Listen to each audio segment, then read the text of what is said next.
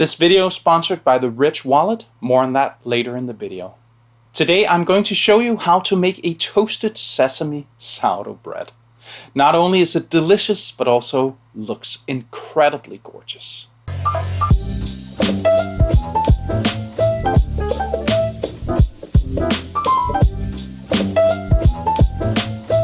Hi, I'm Sune and I'm a food geek. A few weeks back, I baked my toasted sesame sourdough bread and I posted it to Instagram to hear what people thought. Let's just say I was taken by storm. Everybody seemed to want the recipe, so here is the video for that bread. So what is it? It's a simple artisan sourdough bread with a fair amount of toasted sesame seeds included into the dough.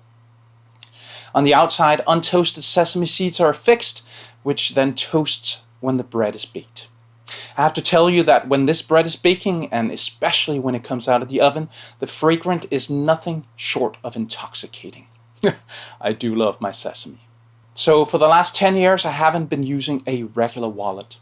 I use cards for everything. Even my driver's license and social security card are in credit card form. And I've been looking for the perfect wallet for cards, and now I found it. The Rich wallet is not only gorgeous, but also super practical. You can fit up to 12 cards, and there's a clip on the back if you need to keep some cash. It's light and super sturdy, and the Rich team is so confident that you'll like it that they let you test drive it for 45 days. You can send it back for a full refund if you don't love it. With every dollar spent on the website before September 18th, you'll be entered to win an off-road optimized convertible 2020 Jeep Gladiator, or $50,000 if you prefer cash. If you're interested, check out the link in the description and use the coupon code Foodgeek at checkout for a 10% discount. Thank you to the Rich wallet for sponsoring this video. The flour and the formula for this toasted sesame sourdough bread consists of 80% bread flour and 20% spelt flour. The spelt's nutty notes perfectly pairs with the sesame. If you don't have spelt or you can't get it, I'd recommend using whole grain wheat flour instead, as some of the other whole grain flours can take away from the delicious sesame taste. The hydration is 80%, which suits my bread flour. If you have a flour that's not very absorbent, you may want to lower the hydration to 75 or even 70%. I'll give you the details in the recipe.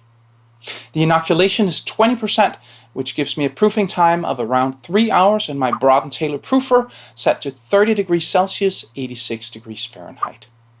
If you keep it on the counter and it's cooler, it'll take longer. The salt content is 2%, which is the most commonly used amount, but going to 3% does not hurt this bread at all. Do what you think is best when it comes to your health, though. The toasted sesame seed amount is 15%, which gives you the perfect crumb to seed ratio, in my opinion. If you'd like to support the channel, please consider becoming a member at Patreon. You can also buy some merch or use the links in the description for tools and ingredients. Those were the words. This is the recipe. To a medium bowl, add 521 grams of bread flour, 130 grams of spelt flour, 13 grams of salt. Mix it with your hands so that everything is well distributed.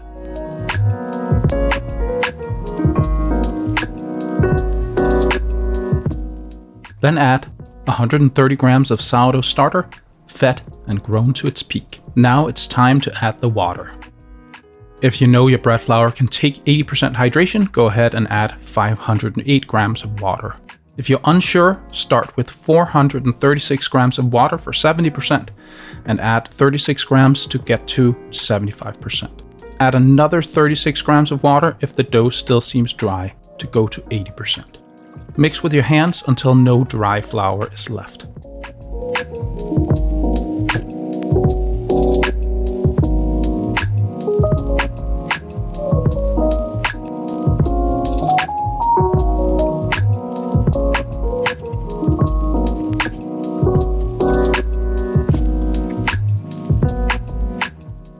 Then let the dough rest for an hour to develop the gluten. While the dough is resting, heat your oven to 200 degrees Celsius, 390 degrees Fahrenheit. Then prepare a baking sheet with a piece of parchment paper and pour 98 grams of white sesame seeds on the sheet and spread them out. Toast in the warm oven for about 10 minutes or until golden brown.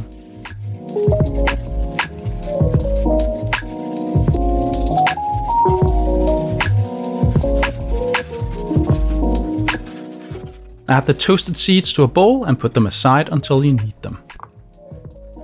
When the hour is up, it's time to do the first set of stretch and folds.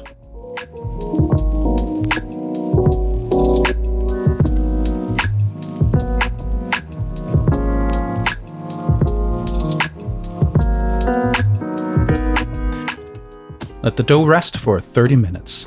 Then do the second set of stretch and folds. Before each fold, add a quarter of the toasted sesame seeds.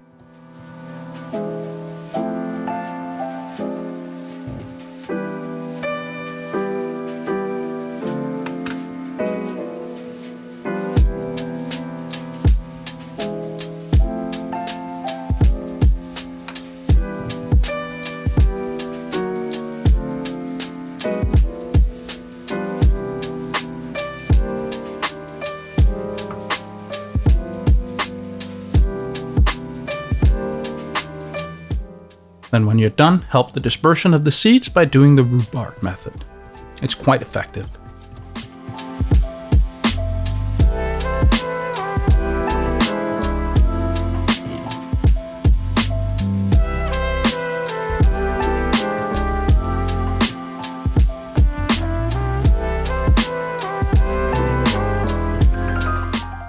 Then let the dough rest for 30 minutes.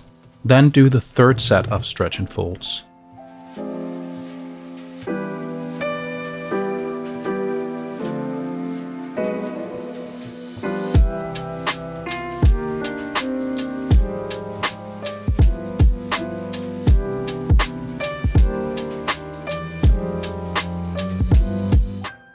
I still think my seeds weren't well enough dispersed, so I gave it a couple more rhubarb.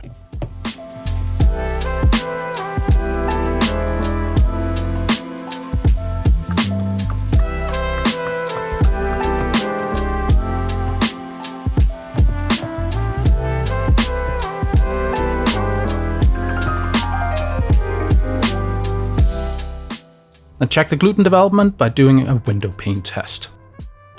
If your dough doesn't tear, proceed. Otherwise, let the dough rest for another 30 minutes and do a fourth set of stretch and folds. Then proceed. Then add the dough to a see-through bulking container with straight sides. I'm using a Cambro. Then wet your hands and level the top of the dough.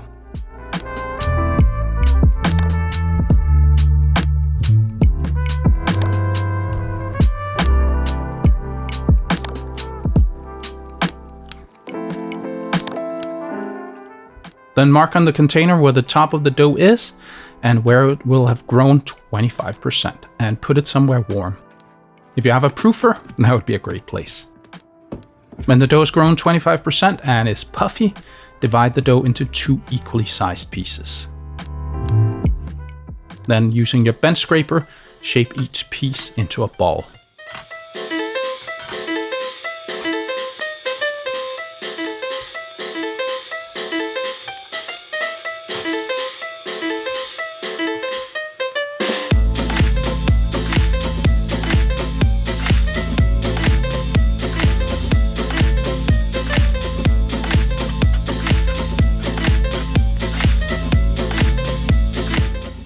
Then let them rest on the kitchen counter for 20 minutes. While they're resting, prepare a dish towel with lots of sesame seeds on top. I'll show you how to shape a boule, a round bread, and a batard, a cigar-shaped bread. First the boule.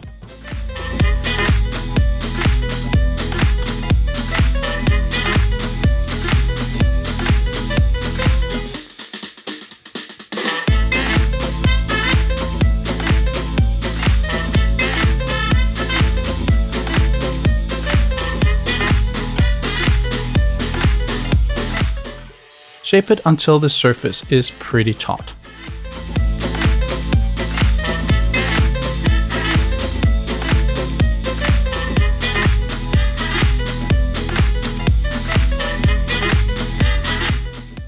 Spray the top of the dough lightly with water.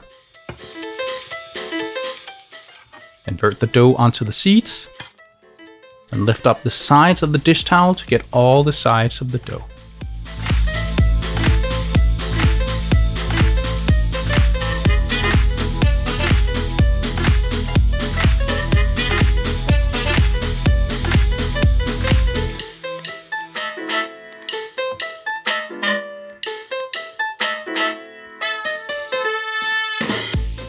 Then move the dough to the Banneton. You can also shape the bread as a petard this way.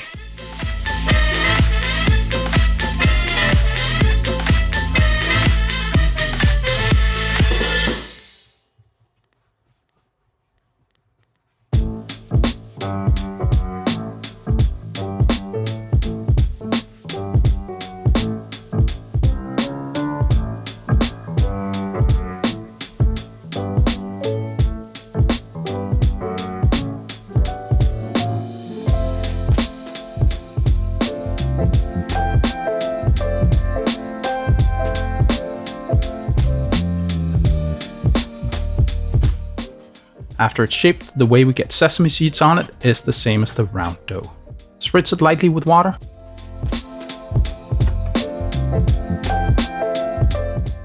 Flip it onto the sesame seeds.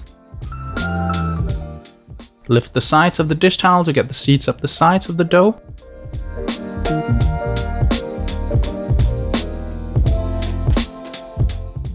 Then move it to a Banneton. I thought my petard wasn't taut enough, so I gave it another stitch. Then move the Bannetons to the fridge. They should retard for at least 8 hours, but up to 48 hours. Then when you're ready to bake, heat your oven to 260 degrees Celsius, 500 degrees Fahrenheit, with a baking steel and a Dutch oven inside. I'm using my Challenger bread pan. When the oven has heated, grab one of the doughs from the fridge. Don't let it come up to temperature. Dust the bottom of the dough with rice flour to help it slide off the peel. Then flip the dough onto the peel.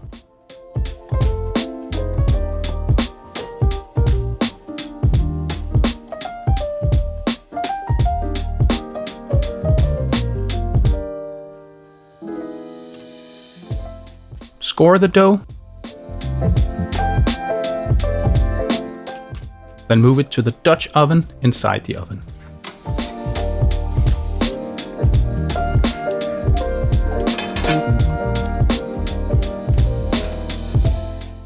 Bake for 20 minutes.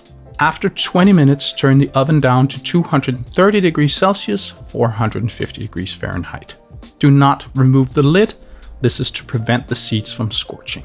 Bake for another 25 minutes.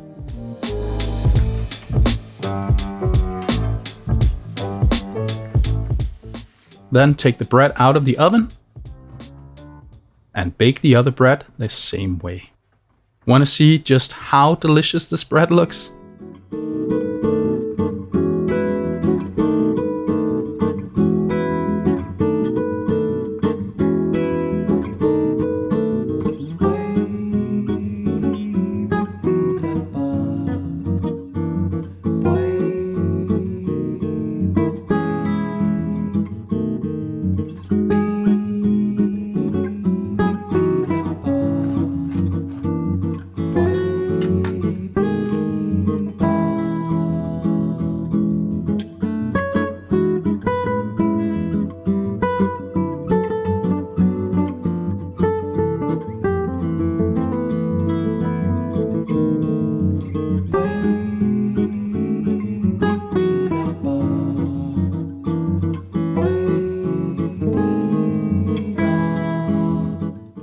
Yowza, that's a good looking bread, huh?